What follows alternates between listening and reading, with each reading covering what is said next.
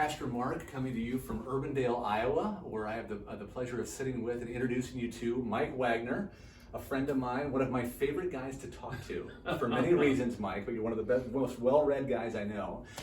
But Mike is going to be serving as one of our breakout speakers at our Bible conference here on April 19th and 20th. And Mike's going to be speaking on the topic, and I gave Mike free reign, any topic he wants to teach or preach on, and he went with reluctant disciple makers. Yes. Which is near and dear to my heart. And so, Mike, I'm going to ask you, just for the benefit of our church body and any attenders who might be watching this, why discipleship, and why are people so reluctant to be disciplers?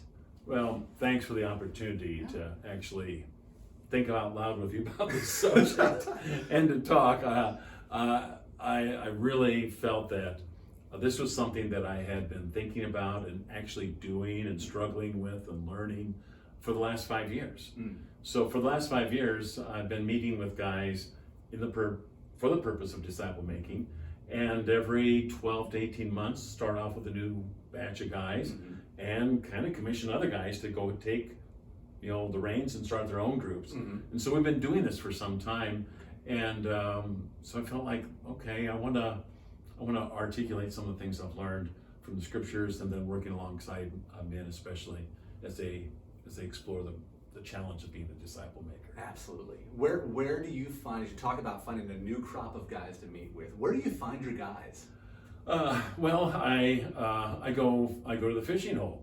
Okay. And just like Jesus did. Just right? like Jesus did. And of course, the fishing hole is men that are attending church, but are maybe not plugged in, not really having had any kind of deep discipleship in the past. Sometimes guys that have had all kinds of discipleship but never been really intentionally challenged to do it. So that's kind of a fishing hole. Sure. And then also I invite guys that I meet in the marketplace. And because I'm out in the marketplace, I've got a couple of guys that I've worked with that are not really affiliated with any particular church. Sure. And so that's a good place to do. And that's where I look for them. Perfect. One more question on this topic, Okay. Mike. What is something you would say, if there's someone watching this who's thinking about coming to our conference, who's thinking maybe even about this session because it sounds interesting, but they find themselves to be reluctant when it comes to, hey, can I disciple another person? What would you say to them today? Well, the answer is yes, you can disciple another person. Not only can you do it, God has equipped you to do it. And that's the great discovery, is that we are equipped to do it. And we are actually participating in the mission, the ministry that God has for all of us. And to make disciples is just a normative part of participating in the life of the church and the calling that we've been given. Paul says that God has saved us and called us with a holy calling, not according to our works, but according to his purpose, which he gave us in Jesus Christ. And Timothy needed to be reminded of that. You and I need to be reminded of that. And then we need to go and act on it. Yeah. And so I would challenge people to think about, hey, this is an opportunity to step up and join the ministry and the mission. Perfect. Well, one last thing for our listeners out there. So you mentioned, Mike, that you find yourself working today, although you disciple primarily in a church context. Some of your guys come from the marketplace because that's where you work.